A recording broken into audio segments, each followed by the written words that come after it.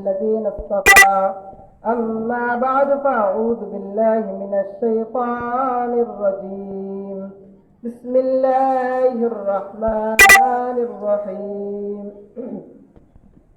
إذا وقعت الواقعة ليس لوقعتها كاذبة وقال عليه الصلاة والسلام الدنيا سجن المؤمن وجنة الكافر। আলহামদুলিল্লাহ, আল্লাহ পাকের লাখো কোটি শুকরিয়া যে মহান রব্বে কারীম আমাদেরকে একটি দ্বীনে মজলিসে এসে বসে কিছু কথা বলা এবং শোনার তৌফিক দিয়েছেন। এর জন্য সকলে কালিমাতুশ শুকর আদায় করি আলহামদুলিল্লাহ।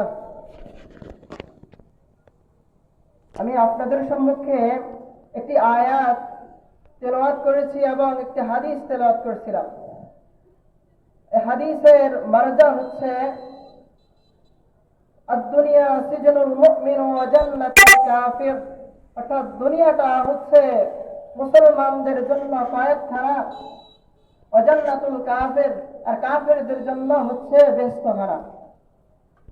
এবং আয়াতের যে অর্থ আল্লাহ তাআলা বান্দার জন্য ওয়াদা করে রেখেছেন যে আল্লাহ তাআলা কিয়ামতের ময়দানে, ওই কিয়ামতের দিন আল্লাহ তাআলা বান্দাকে জান্নাতে পৌঁছাইবেন, জান্নাতে প্রবেশ করাইবেন।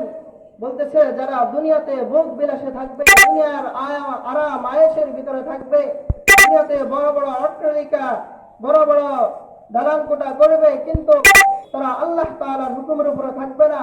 আর হুকুমের উপরে না থাকার কারণে আল্লাহ তাআলা ওই কিয়ামতের দিন তাদেরকে জান্নাতে প্রবেশ করাবেন না। আল্লাহ তাআলা কিয়ামতের সম্পর্কে বলতেছেন ইযা ওয়াকাতিল ওয়াকিয়া, যখন কিয়ামতের দিন ঘটনা শুরু হবে, ঘটনা আরম্ভ হবে, অর্থাৎ কিয়ামতের হিসাব নিকাশ শুরু হয়ে যাবে। লাইসা লিওয়াকাতিহা কাযিবা, আর যখন ওই ঘটনা আরম্ভ হবে তখন ওই ঘটনাকে, ওই কিয়ামতের ময়দানকে অস্বীকারের মতো কেউ থাকবে না। হাফিজাতুর রাফিয়া বলতেছে ওখানের ভিতরে কিছু মানুষ উপরে থাকবে আর কিছু মানুষ নিচে থাকবে। ওই উপরে নিচে দ্বারা উদ্দেশ্য হচ্ছে তাফসীরবিদ বলেন যে একদল নিচে নামবে, এটা দ্বারা উদ্দেশ্য হচ্ছে যারা দুনিয়াতে নিজের আরাম, নিজের মতকে প্রাধান্য দিয়েছে, আল্লাহ তাআলার হুকুমকে মানে নাই, আল্লাহ তাআলার হুকুমের উপরে আসে নাই, ওই সমস্ত লোককে জান্নাতের নিচু গর্তের তলে ফেলাই দিবে। আর যারা আল্লাহ তাআলার হুকুমের উপরে থাকবে, নিজের আমলকে সুন্দর করবে, নিজের আমল নামাকে সুন্দর করবে, তারা ওই দিন উপরে থাকবে। আর তাদের উপরে যে থাকবে ওখানে বিছানো থাকবে গালিসা, লাল গালিসা দ্বারা তাদেরকে আমন্ত্রণ জানানো হবে। বলতেছে ওই সমস্ত লোক কারা, যারা দুনিয়াতে থাকা অবস্থায় আল্লাহ তাআলার হুকুম আহকাম পরিপূর্ণভাবে মানতে পারবে, তারাই ওই জান্নাতের উঁচু মাকানের কি হবে, জান্নাতের উঁচু মাকানের যেতে পারবে।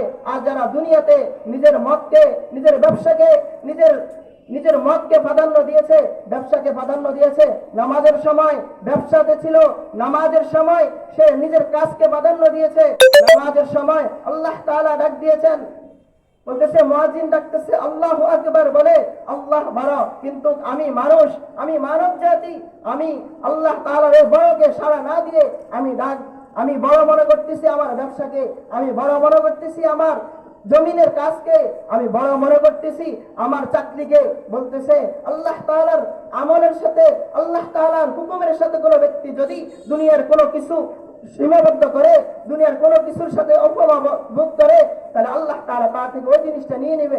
আজকে আমি ব্যবসা অজুহাত দিতেছি, আমার ব্যবসার কারণে আমি দিনে কাজ করতে পারতেছি না, নামাজ পড়তে পারতেছি না, আল্লাহ তাআলার কসম, আল্লাহ তাআলা আপনার এই ব্যবসাকে একদিন আপনার থেকে নিয়ে নেবে, কারণ আপনি আল্লাহ তাআলার হুকুমকে অবাধ্য করেছেন। আল্লাহ তাআলার হুকুম থাকা সত্ত্বেও আপনি ব্যবসাকে কি দিয়েছেন, প্রাধান্য দিয়েছেন। তারপর আল্লাহ তাআলা আরো বলেন যে ইজা রুজ্জাতিল আরদু রাজ্জা, যখন পৃথিবীকে প্রবল কম্পনে কাঁপিয়ে দেওয়া হবে, অর্থাৎ যখন ইজা রুজ্জাতিল আরদু রাজ্জা, যখন পৃথিবীকে ভূমিকম্প দ্বারা সৃষ্টি করা হবে, অর্থাৎ কম্পনের কারণে পুরো আসমান জমিন সব কিছু দুলেই দূষিত হয়ে যাবে। এই কম্পন যখন সৃষ্টি হবে, পাথরের জায়গায় ঠিক থাকবে না। এত পাথর, যে পাথরের মাধ্যমে জমিনকে প্যারাক শরীফ বানানো হয়েছে, ওই পাহাড় যে পাহাড়ের মাধ্যমে জমিনকে ফেরাক শরীফ বানানো হয়েছে, ওই পাহাড় থাকবে না, ওই পাহাড় দুলাই উঠতে থাকবে। ওই দিন কারো কথা শোনা হবে না। বলতেছে ওই দিন এই জমিন কিছুই থাকবে না, ওই দিন থাকবে একমাত্র আমার নেক আমল। ওই দিনের জন্য আমরা যদি আজ এই দুনিয়াকে সামান্য সময়তে, এই সামান্য সময়কে আমরা গনিমত মনে করি, এই সামান্য সময়তে যদি আমরা দুনিয়ার কাজে ব্যস্ত হয়ে যাই, এই সামান্য সময়তে যদি আমরা দুনিয়ার বিভিন্ন কাজে ব্যস্ত হয়ে যায়, তাহলে আখিরাতের দিন আমাদের শূন্য আমলনামা নিয়ে আমাদেরকে উঠতে হবে। ওই কিয়ামতের দিন কোনো সুপারিশ করা হবে না। বলতেছে অবস্থাতিল জিবাল উবাসা, এবং যখন পর্বত সমূহকে, পাহাড় সমূহকে চূর্ণ বিচ্ছিন্ন করে দেওয়া হবে, ফাকানাত হাবাআম মুনবাসা, তখন সমস্ত কিছু ধুলাই কণায় উঠতে থাকবে। অকুনতুম আজওয়াজান সালাসা, আর যখন ধুলাই কণা উঠতে থাকবে, ওই অবস্থায় মানুষ 3 ভাগে বিভক্ত হবে। মানুষ 3 ভাগে বিভক্ত হবে। এক নম্বর হচ্ছে ওরা আসহাবুল ইয়ামিন, মা আসহাবুল ইয়ামিন, তার ওই সমস্ত লোক যারা ডান দিকে ডানপন্থী হবে, তারা জান্নাতে যেতে পারবে। এই ডানপন্থী দ্বারা উদ্দেশ্য কারা? বলতেছে যে ডানপন্থী দ্বারা তারাই যারা দুনিয়াতে থাকা অবস্থায় আল্লাহ তাআলার হুকুমকে পরিপূর্ণভাবে মেনেছে, আল্লাহ তাআলার হুকুমকে তার নিজের মনে করে মেনেছে, অর্থাৎ আমার কর্তব্য আল্লাহ তাআলা ফরজ করেছেন, ফরজ বিধানকে ফরজ মেনে নিয়েছে, তারাই হচ্ছে ডানপন্থী হবে। তাদের আমলনামা ডান হাতে আসবে। যাদের আমলনামা বাম হাতে আসবে, ওই দিন তাদের জন্য হবে দুঃখময় সর্বশ্রেষ্ঠ পরীক্ষায়। যেমন ফেল হলে যেমন কষ্ট হয়, দুনিয়ার পরীক্ষা আবার দেওয়া যায়, কিন্তু আখিরাতে যদি ফেল হয় তাহলে দ্বিতীয়বার কোনো পরীক্ষার সুযোগ নাই। বলতেছো আসহাবুল মাশআমাতি মা আসহাবুল মাশআমা, আর যারা বাম হাত বিশিষ্ট হবে তারা হবে হতভাগা। তারা হবে, দুনিয়াতে তারা হতভাগা ছিল, আখিরাতেও তারা হতভাগা হয়ে যাবে। কেন হয়ে যাবে? যে তারা বাম হাতে আমলনামা হবে, আর বাম হাতে আমলনামা হওয়ার কারণে মানুষের সামনে দাঁড়াতে পারবে না, না সে কাউকে বলতে পারবে, যে না সে কাউকে বুঝাতে পারবে যে আমার আমলনামায় কেন ডান হাতে বাম হাতে হয়েছে। বলতেছে দুনিয়াতে থাকা অবস্থায় কোন ব্যক্তি একটা ছোট থেকে